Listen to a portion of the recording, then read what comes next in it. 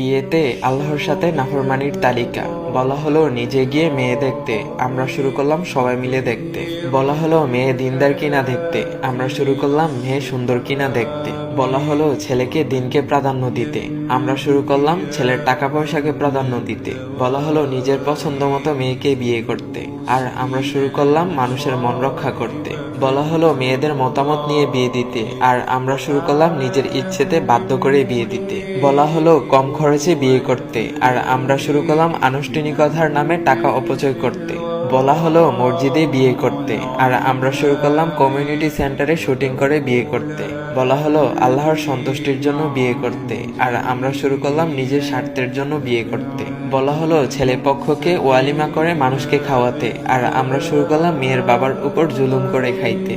বলা হলো স্ত্রীর মহারণা পরিশোধ করতে, আর আমরা শুরু করলাম যৌতুক নিতে। বলা হলো দ্রুত বিয়ে করতে, আর আমরা শুরু করলাম নিজের পায়ে দাঁড়ানোর নামে পিছিয়ে বিয়ে করতে। বলা হলো বিয়েকে সহজ করতে, আর আমরা শুরু করলাম কঠিন করতে। বলা হলো নতুন বউকে দেখলে দোয়া করতে, আর আমরা শুরু করলাম হাতে টাকা ধরিয়ে দিতে। বলা হলো স্বামীকে সম্মান করতে, আর আমরা শুরু করলাম নিজের ইচ্ছে মতো স্বামীকে নিয়ন্ত্রণ করতে।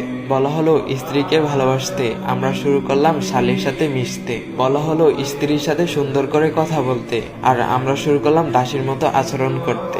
বলা হলো দেবর থেকে দূরে থাকতে, আর আমরা শুরু করলাম দেবরদের সাথে ফাজলামিতে মেতে উঠতে।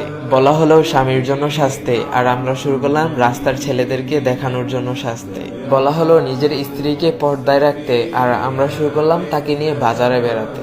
এই হলো বর্তমান চিত্র। আশা করি ভিডিওটি আপনার কয়েকজন ফ্রেন্ডকে অথবা আপনার আত্মীয় স্বজনদেরকে শেয়ার করবেন অথবা মেনশন করবেন। হতে পারে আপনার শেয়ার করা ভিডিওটা দেখে কারোর চিন্তা ভাবনা পরিবর্তন আসতে পারে। তো আপনি কিভাবে বিয়ে করতে চান অবশ্যই কমেন্ট বক্সে জানাই চাইবেন।